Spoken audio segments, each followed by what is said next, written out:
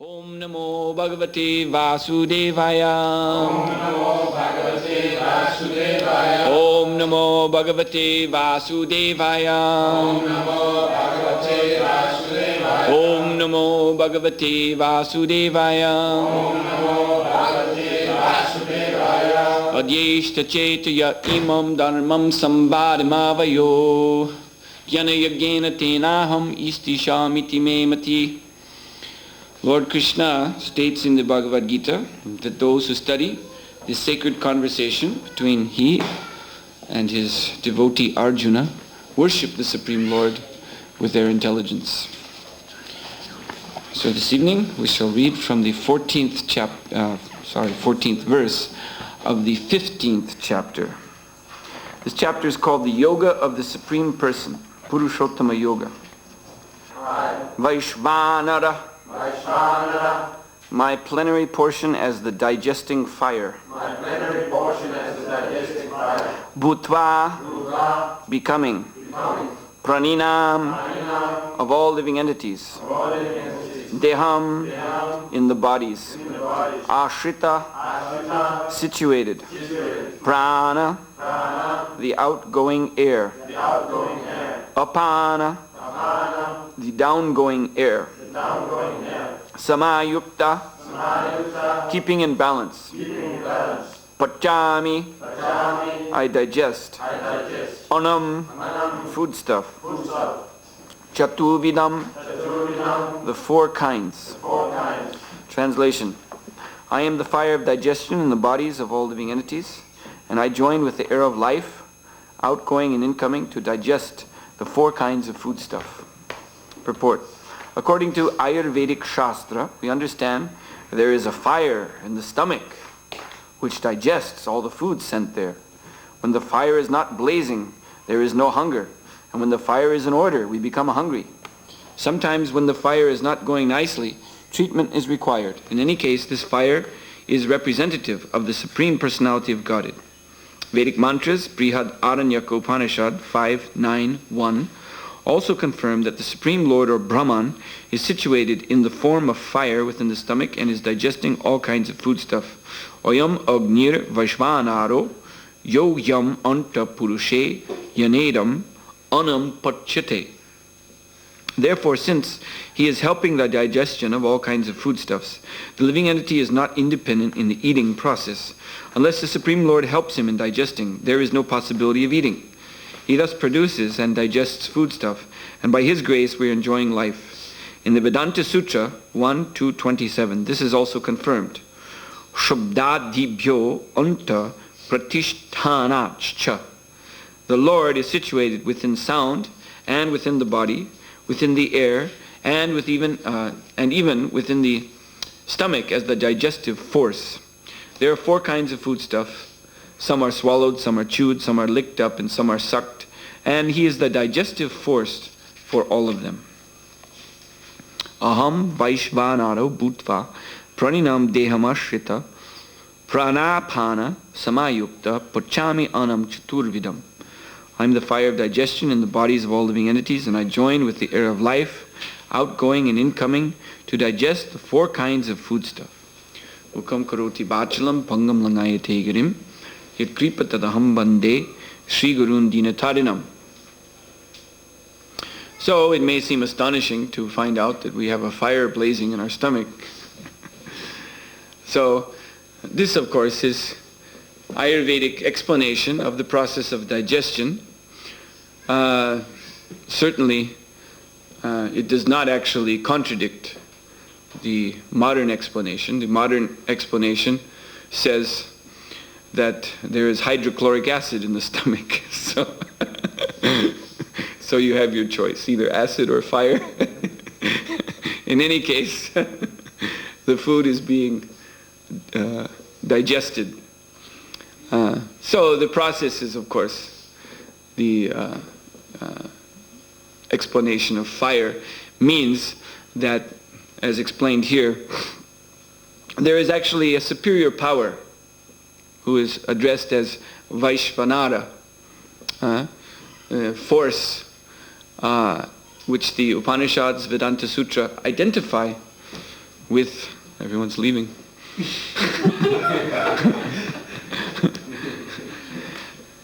Identify with Brahman, the Supreme Lord. So this and many other such examples are given throughout the Shastras. Bhagavad-gita gives so many. Krishna is explaining his Vibhuti Tattva, the way his powers are spread throughout the creation. He's explaining this in several chapters of Bhagavad-gita. So this is to show, as Prabhupada explains in the purport, that we are not independent, even in the most simple basic things which we take for granted. And this is a very nice example, digestion of food. Because thoughtlessly we eat, you see, 2, 3, some people eat 5, 6 times a day. Just stuffing things in their mouth without thinking.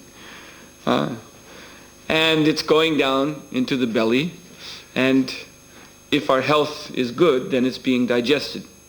And we're not conscious of this process.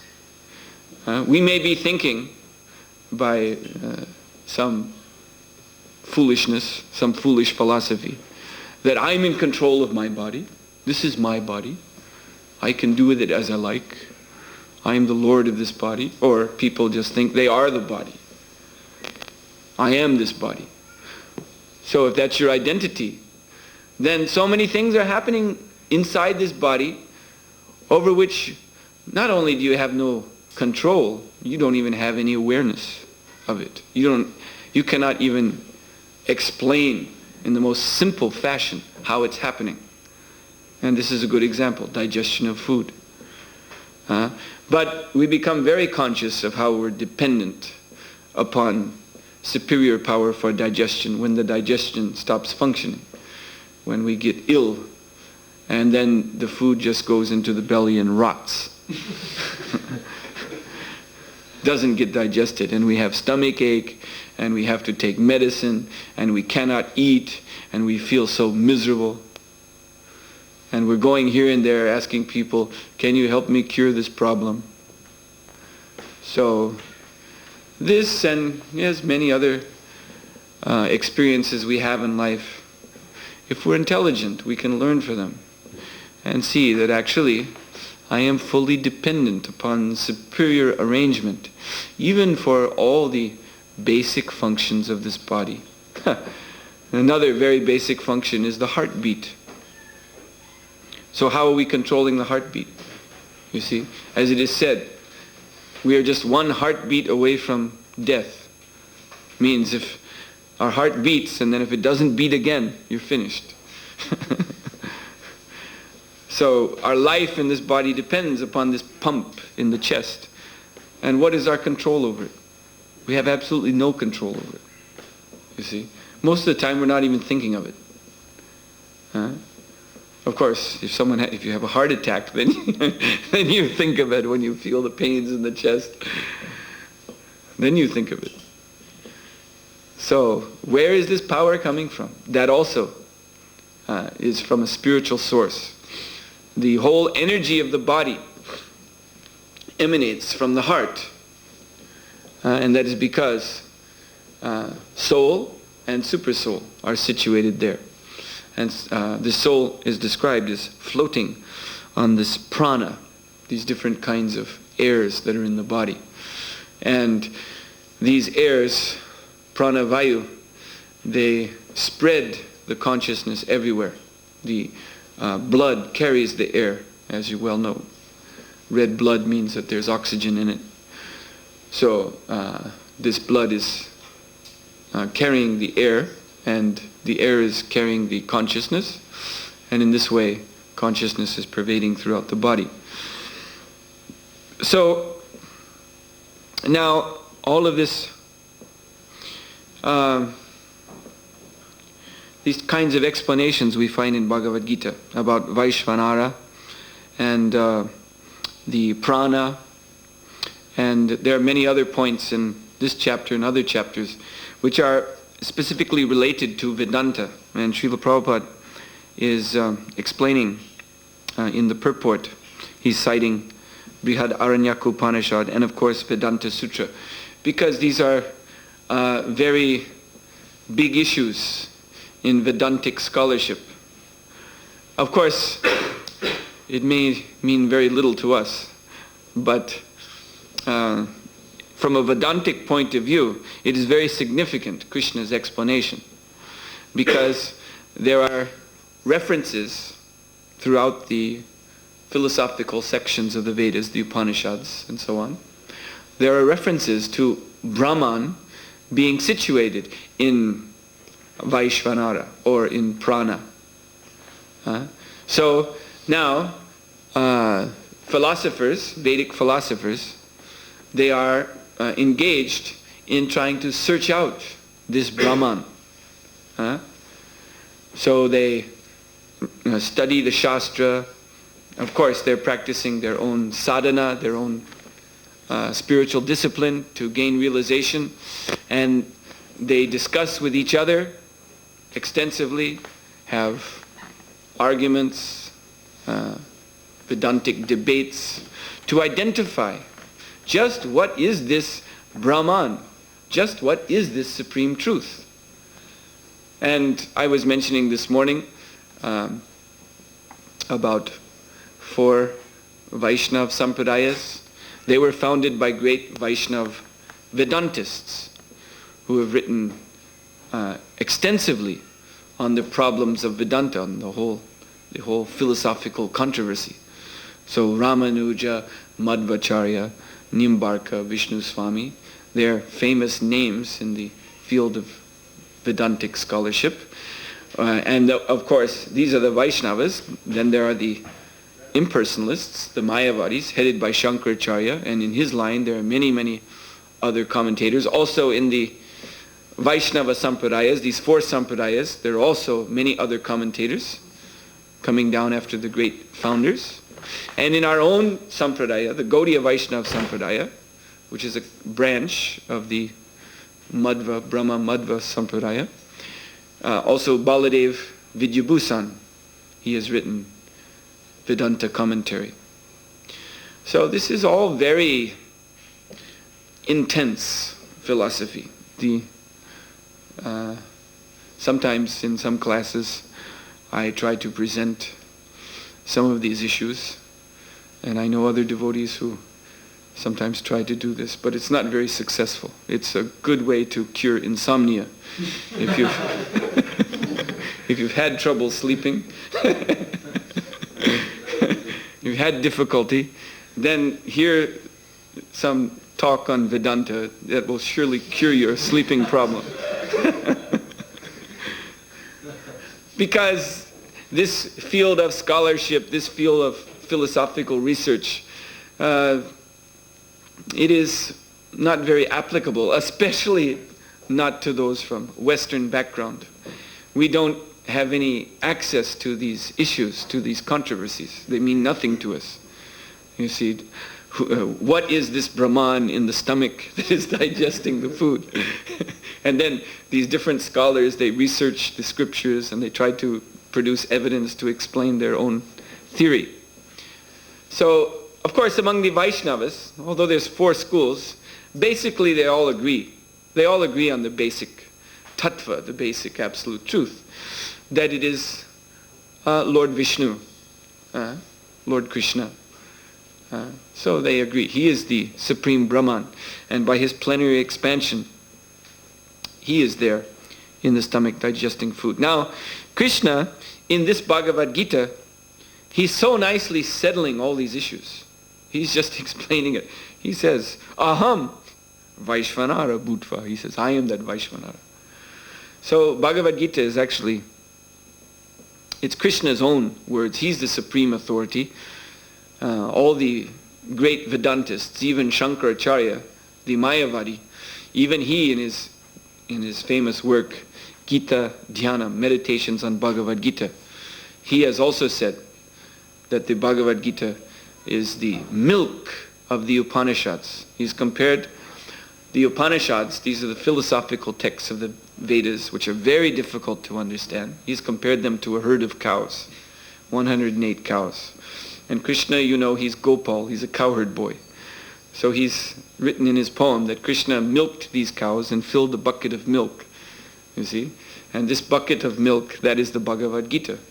So if you simply drink this milk, these 700 verses, which one can read in about an hour's time, if one doesn't study the purport. So one can drink this milk and attain conclusive understanding of Vedanta. Now, as the devotees here know, Vedanta means the essence of the Veda. And the Vedas, this is a vast compendium and a spiritual encyclopedia of so many books. And people spend literally their whole lives just trying to understand this section of the Veda, that section of the Veda. Just like there are Brahmin families in India, you'll still see these names, Dvi-Vedi, or Tri-Vedi, or Chatur-Vedi. That means the Brahmins in this family, they're supposed to be masters of 2 Vedas, Dvi-Veda, or Tri-Veda, 3 Vedas, or 4 Vedas, you see. So they spend their whole lifetime just studying different sections of the Vedas. And still, they may not know the essential truth, the essential conclusion. But if one simply studies Bhagavad-gita, it's made very clear and plain that Supreme Brahman, Supreme Truth, is Krishna. Brahmano hi pratishtaham. Krishna says, I am the basis of this Brahman, this absolute truth that all the philosophers are searching after. So, the Lord can be found in such, you see, such places as the belly, as the fire of digestion. He can actually be found there, or in the prana, or in the heart, by one who is very advanced in the yoga discipline. See, yogis, they develop this art of extracting the Lord, you see, or we should say better, not extracting, but uncovering, excavating the Lord in these his different situations. Just like fire is situated inside of wood, because the tree all day is absorbing the energy of the sun. So this fire energy is there. But one has to know how to bring it out. One can kindle, rub sticks together and see how the fire comes out.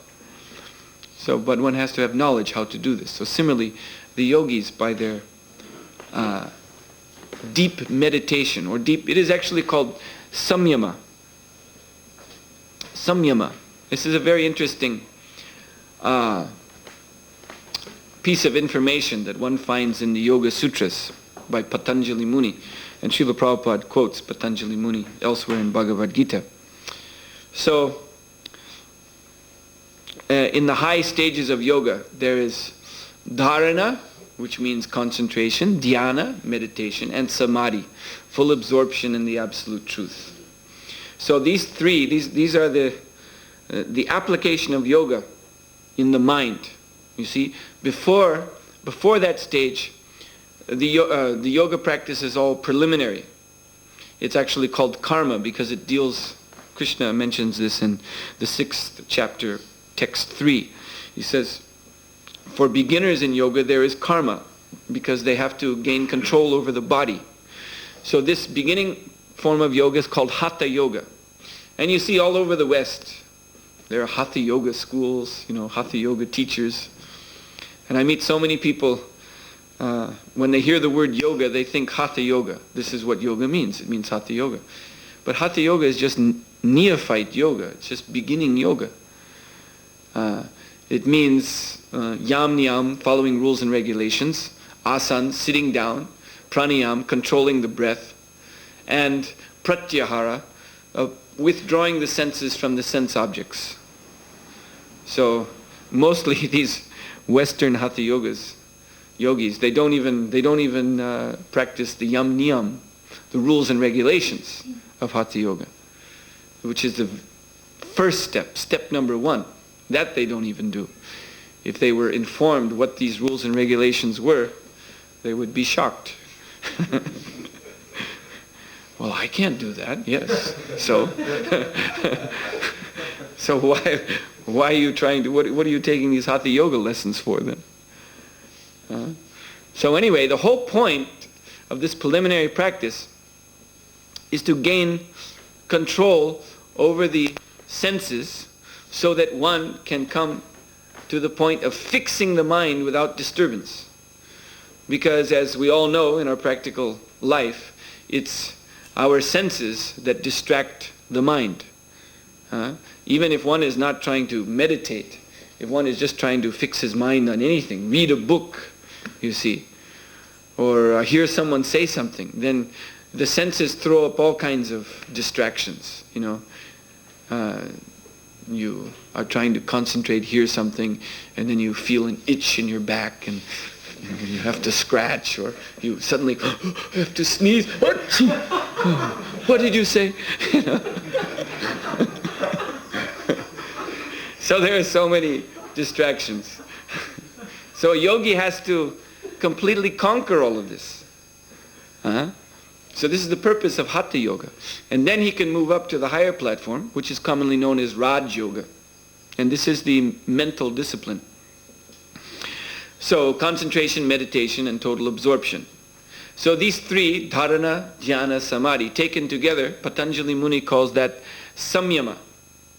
So when one comes to this samyama stage, when his mind is fully absorbed in concentration, meditation, and total absorption, then he is tapping into what is called the chitti shakti, the power of pure consciousness.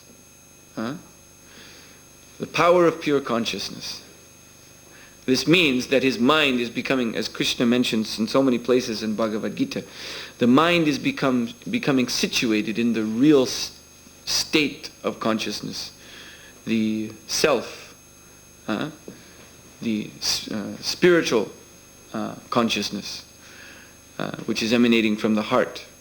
Now this spiritual consciousness, Cheto Darpana Marjanam, Lord Chaitanya compares it to cleansing the mind of all the dust.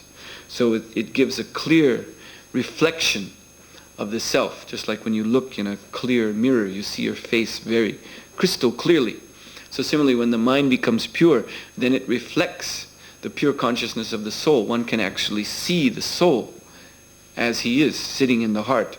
And if one develops that chitti shakti, that power of pure consciousness, to the fullest extent, then one can begin to see the super soul. But first, you see, depending on how one applies this samyama or this chitti shakti, then one will see the evidence of superior power. The evidence of the Lord's being situated in so many places, so many ways, behind this appearance of matter. And that means that the yogi starts to realize what are called siddhis, or mystical powers. So the mystical powers, they're the trace or the evidence of the presence of the Lord. But they can also be diversions. You see, then one becomes fascinated with the powers and forgets to push on to find the Lord himself. So depending on how one applies these powers, how one applies the samyama, the concentration, the meditation, the full absorption, then one can excavate different powers. For instance, just like we observe the passage of time. It's a very common thing. We see how the year changes in seasons, from summer to fall to winter to spring again. So one who's developed this chitti shakti, this intense purified consciousness, if he simply contemplates the passage of time, he can see into the future. He can actually, he gains what is called trikala gyan, knowledge of past, present, and future. So he can see into the future, he can see into the past. Or one sees one's own characteristics as a person, his habits, his tendencies, mental, intellectual tendencies, whatever, his tastes. So these are our habits, and we wonder, why are we like this? We commonly look at ourselves, and especially after we do something very foolish, and people have laughed at us, and we sometimes think and wonder, why do I do such stupid things? What makes me do these silly things? But one who has developed this Chitti Shakti, when he contemplates like this, he can see his past lifetimes, because it is his past lives, his activities in previous lifetimes, which make him what he is today, or make us what we are today. You see, we have big ears or big nose or whatever, because of past karma.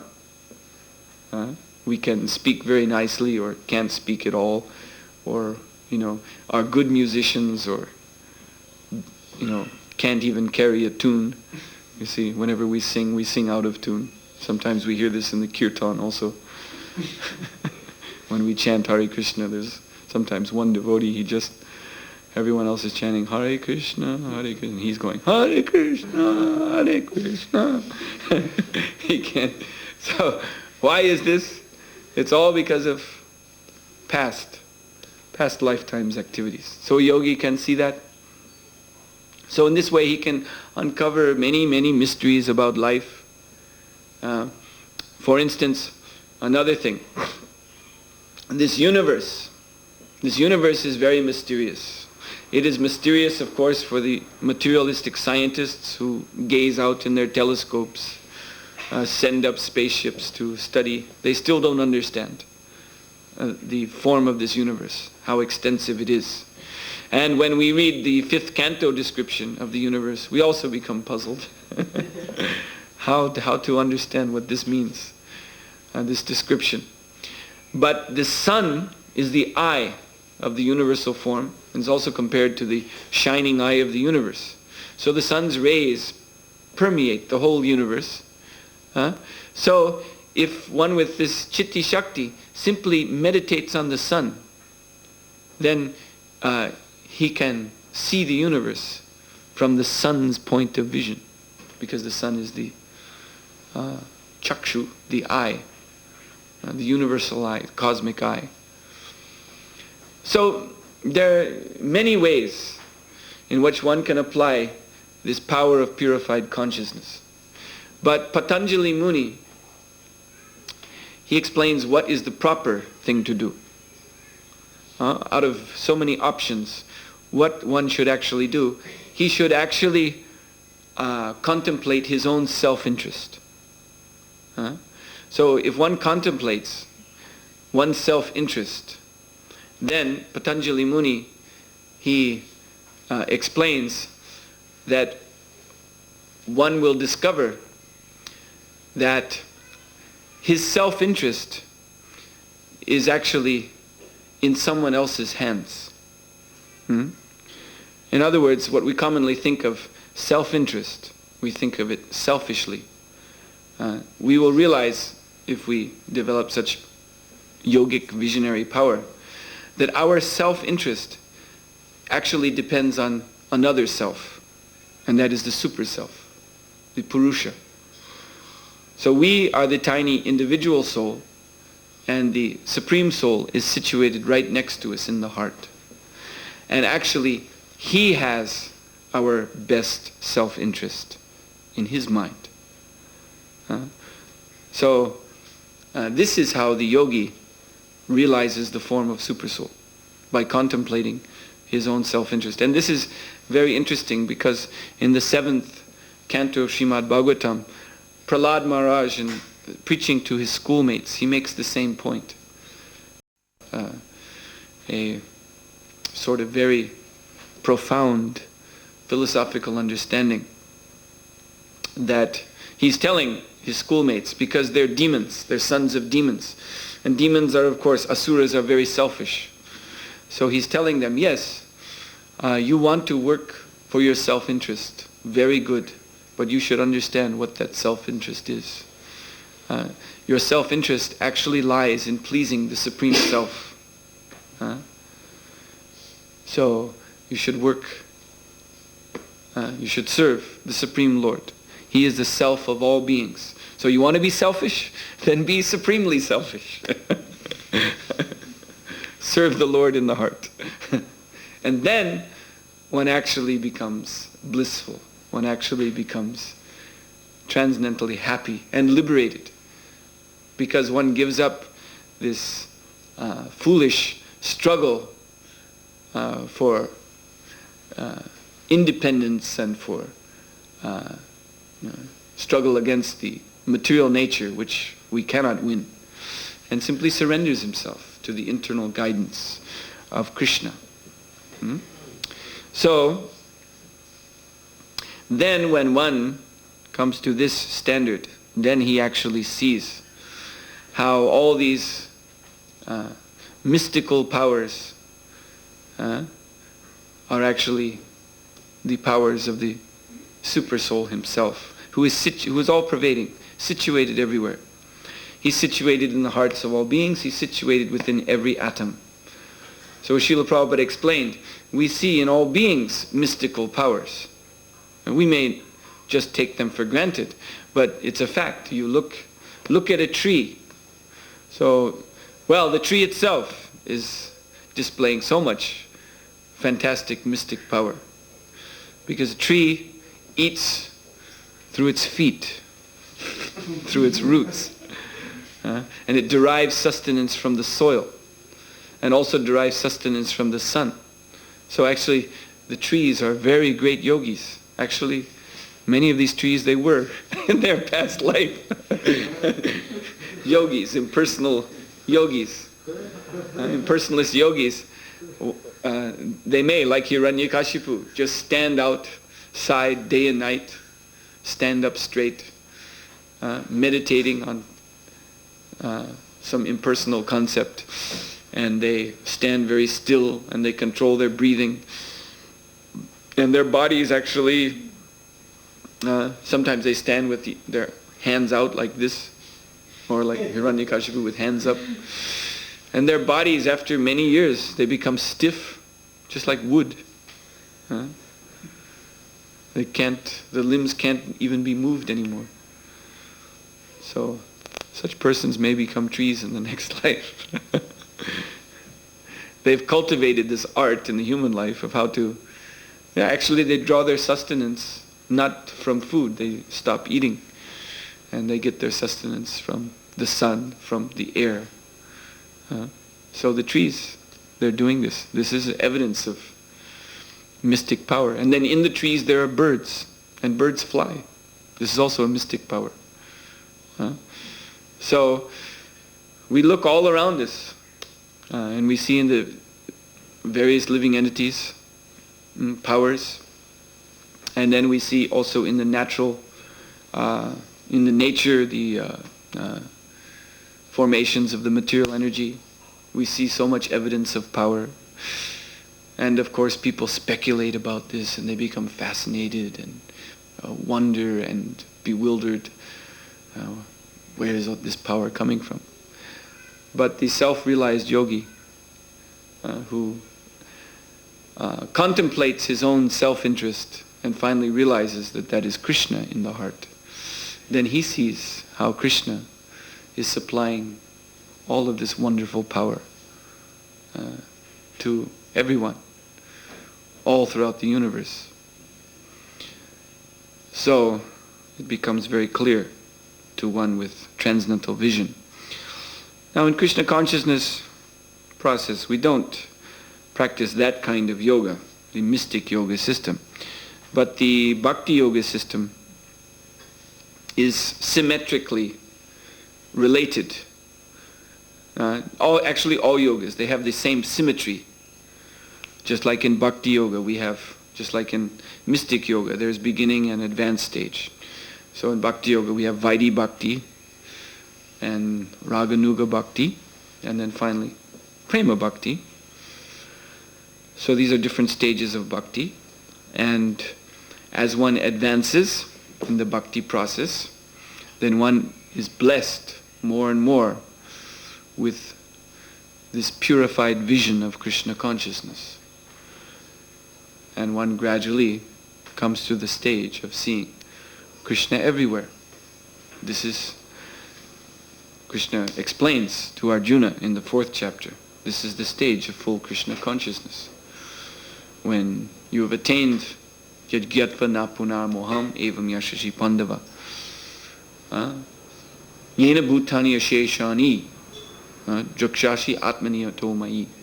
When you have attained fully this transcendental knowledge, then you will know that all beings are situated within me and are mine. So wherever one turns one's eyes, one sees Krishna. Srila Prabhupada said this is the vision of the pure devotee. So then that is made available in a easier discipline, which even people from the Western world can follow through this Bhakti Yoga process, Krishna consciousness. So it's 8:20. I'd like to stop here. Are there any questions? Yes. When one follows the Bhakti process, is there any risk of becoming similarly bewildered by powers like the others? The devotee is protected by Krishna because the devotee becomes dear to Krishna. Actually, we become dear to Krishna by, as I was explaining this morning, by becoming dear to Krishna's devotees. We enter the association of Vaishnavas and we get their mercy, and by their mercy we become dear to Krishna. So Krishna protects his devotee. Certainly there are all kinds of allurements from the material nature which are presented also to the devotee. Gross allurements, but also the subtle, mystical allurements may be there. But devotee is protected. Now, sometimes it is seen a non-devotee takes up the bhakti process. By non-devotee I mean someone who is actually unsurrendered in the core of his heart. So he takes up the bhakti process with some ulterior motive.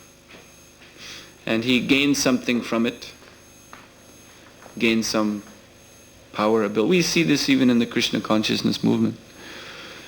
Some people join, they were completely uncoordinated persons. Had completely just spaced out in every way. But by entering the discipline of the sadhana bhakti program, then they became clean in their lives. They developed some abilities to speak, influence people, convince people, perhaps to give a donation and take some product, take a book or take some other thing. And then once they've mastered this, then they think, oh, why don't I do this for myself? And then they go away and set up some business or something. So this we have seen. This is one example. Others, they go a little farther. They develop powers to influence people, to follow them as a spiritual teacher. And once they get that, then they go away. And they try to start their own movement and their own philosophy, some kind of altered version of Krishna consciousness. So this we have seen. But such persons, they cannot be considered to be real Vaishnavas. They're rather infiltrators spies in the house of bhakti.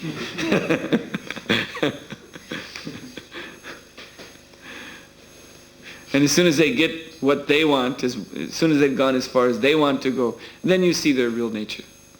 Then it manifests. But a genuine devotee, he's protected by Krishna from all these things. Mm-hmm. What is the relation between the Maha Mantra and Bhakti Yoga? Well, within the Bhakti Yoga process, there's the subdivision of Mantra Yoga. So, the Mantra Yoga system is used in Bhakti to actually develop the state of mind which is equivalent, symmetrically equivalent to Samadhi in the mystic yoga system. Samadhi means when the mind becomes totally merged into the absolute truth. So they do that simply by meditation, by mental control. But that, although that was effective previously, now except for a few rare souls, it is very, very difficult. So there's the Mantra Yoga process, controlling the mind with the help of spiritual sound vibration. So then there are many, many mantras.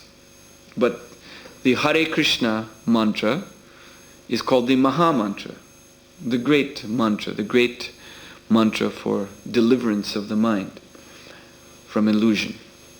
And it's called the Maha Mantra because it is so powerful. And the evidence of its power is broadly visible today, that this mantra has spread all over the world. And people of all nations, all cultural backgrounds are chanting this mantra and getting the same result. They're becoming sense and mind controlled. They're living pure life according to the discipline of the yoga system. They're advancing in God consciousness. So all of this is clear evidence that this is the great mantra. Also, another well-known mantra is Om, Omkar. So many people chant that mantra too, but we don't see the same transformation in the chanters of Om as we do in the chanters of the Hare Krishna mantra. Does it automatically lead to Bhakti? Yes, because it is the translation of the Hare Krishna mantra is, O my Lord, O energy of the Lord, please engage me in your blissful service. So it is actually a prayer for bhakti. Bhakti means devotional, bhakti yoga means devotional service. So you can translate it in that way, that it is a prayer to Krishna, that I please be engaged in devotional service. So it is part and parcel of the bhakti process. Mm-hmm. If such a person has developed this chit shakti, would meditate on the Hare Krishna mantra, would he also get such a realization of Krishna? Yes, because the chitti shakti simply means consciousness devoid of material contamination. So Krishna himself describes this in that verse, Brahma bhuta prasanatma na soshati na kangshati samak sarveshu bhuteshu mad bhaktim labate param. He said, when one comes to this Brahma bhuta platform, fully realizing I'm not the body, then his consciousness becomes free of hankering lamentation. He sees all living entities as spirit souls. And mad bhaktim labate param. For him, the engagement in bhakti becomes very simple, very easy. It's very effective for him to engage in bhakti because he's on the purified platform. He has no obstructions in his way. So also the same point is being made in the Srimad Bhagavatam, in that famous Atmarama verse. Same thing. When one is on the Atmarama platform, having blissfully realized the spiritual nature of the self, then he becomes immediately attracted when he hears the glories of the Lord. And can immediately ascend to the platform of personal realization of Godhead. So like if the devotee hears from this like background and then has difficulties in concentrating and chanting, will it be helpful with this mechanical process to subdue the mind and the senses, so one could better concentrate on the chanting? Yeah, I mean, if this devotee is actually accomplished in yoga, I mean, if it no yogic background, it wouldn't be helpful. better he just stick to the bhakti yoga process. Of course, it should be mentioned that Srila Prabhupada, he did not mind his disciples taking up some yoga discipline. And there's one tape of morning walk in Mayapur, and as they were walking along, Srila Prabhupada saw underneath a tree one devotee was sitting in some yoga asana, and he was chanting his japa, looking very, very austere. And you hear Prabhupada, he asks the devotees, who is that saintly person under the tree? So, we accept what is favorable for the development of Krishna consciousness. So if it is favorable, then it can be used. Some persons come to Krishna consciousness with a considerable background in that. So if they've actually attained some power of control over mind and senses, they may use it. There's one devotee actually from the Gaudiya Math, an elderly gentleman who visited New York Temple, ISKCON Temple. And Tamal Krishna Maharaj became a little friendly with him. So Tamal Krishna Maharaj noticed that every morning after the Mangal Arati, this devotee would sit down and chant his Gayatri. He would take the Brahman thread and chant, but it would take 40 minutes for him to chant his Gayatri. So Tamal Krishna Maharaj was curious, why does it take you so long?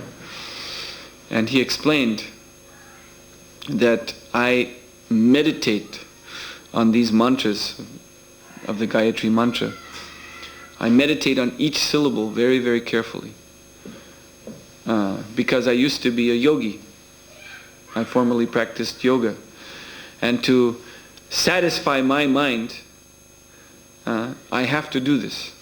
So actually Tamal Krishna Maharaj said he was quite impressed with this. Because the Gayatri mantra, when one studies it, it is explained, Kam Gayatri and the Gopal Gayatri, it consists of, 7 mantras to Guru, to Gauranga, and to Krishna. And these are actually very esoteric mantras, which, like the Kam Gayatri mantra, if one meditates on this perfectly, then this is mantra-upasana. One can actually realize Krishna's Leela through this mantra. The same thing is there in the Hare Krishna mantra also. The same truth is about that too. If we chant and hear the Hare Krishna mantra perfectly, we also realize Krishna's pastimes.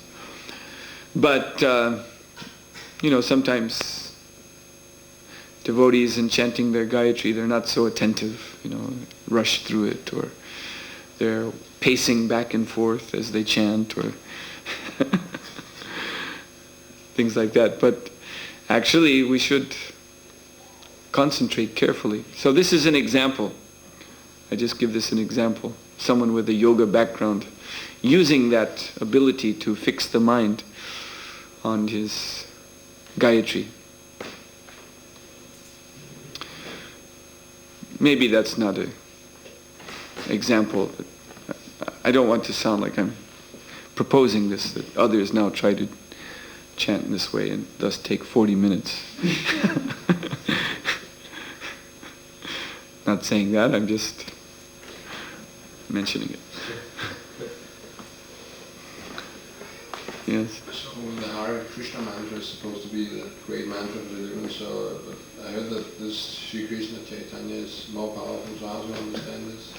Yeah, the Sri Krishna, the Panchatattva mantra, Sri Krishna Chaitanya Prabhu Nityananda, Sri Advaita Gadadhar, Sri Vasadi Gaura Bhakti Vrinda, is the mantra we chant to remove offenses. It is, Prabhupada said, is 1,000 times more powerful than the Hare Krishna mantra. Now, but that doesn't mean, I remember when one devotee heard this, he said, then what are we chanting Hare Krishna for? We should just chant the Panchatattva Mahamantra. No, it was Lord Chaitanya's order to chant Hare Krishna Mahamantra. But we chant the Panchatattva mantra because the Hare Krishna Mahamantra should not be offended. There are these 10 offenses, so we should avoid them. So by chanting Panchatattva Mahamantra, it is very, very purifying and removes very effectively this tendency to offend the Mahamantra. So this is why we chant it. Mm-hmm. When did Patanjali Muni live? Patanjali Muni, well, he's a very ancient sage. I'm not quite sure if it is known when he lived. Was it before Krishna or after? It's possible. I don't know. I've never seen any authorized date on him. But his texts, these texts, they're considered Vedic? He's accepted as the great authority on the mystic yoga system, and his yoga sutras are derived from the Vedas. But it's not Vedanta. You see, it's not the conclusion that's made by Vyasadeva, who is the compiler of the Vedas. So therefore, it's considered a separate school from the Vedantic line. But it is on the other side, it is a very nice, clear explanation of the yoga system. It corresponds to the Ashtanga yoga system? Yeah, that is the Ashtanga yoga system. Eightfold yoga.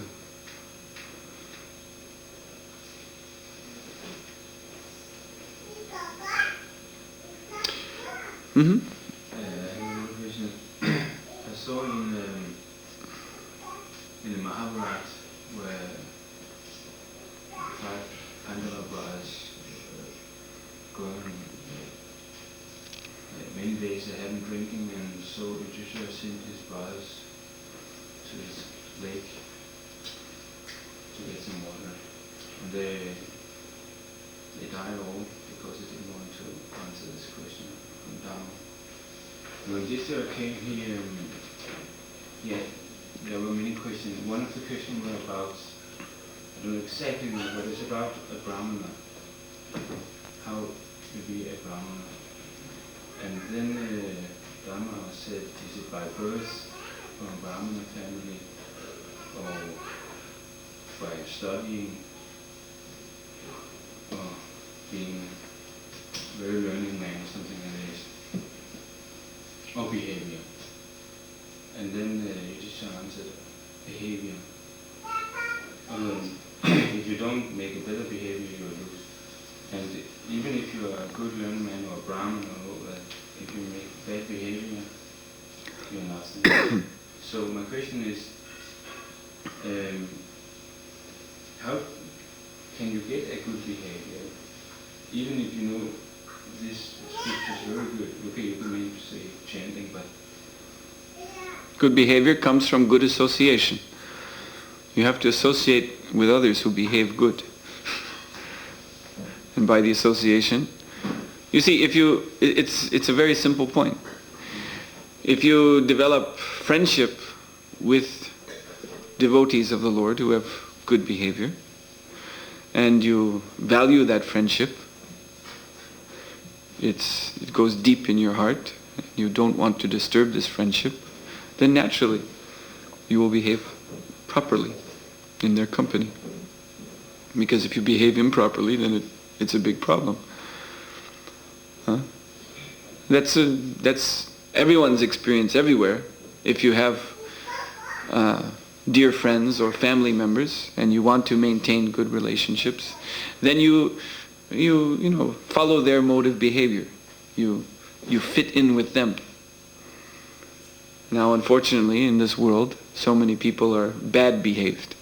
So when you make tight friendships with them, then you also become, you do what they do. And this way everybody goes to hell together.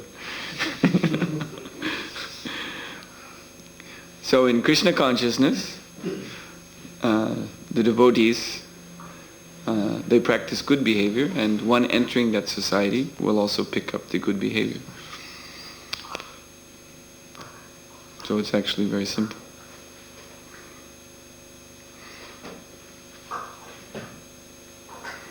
That's why association with devotees it's actually the main thing. As I was explaining this morning, Adau Shraddha, first there is faith. And what should the faith lead to? Sadhu Sangha, association with devotees.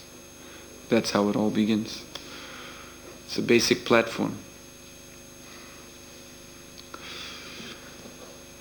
Anything else? Srila Prabhupada ki jai.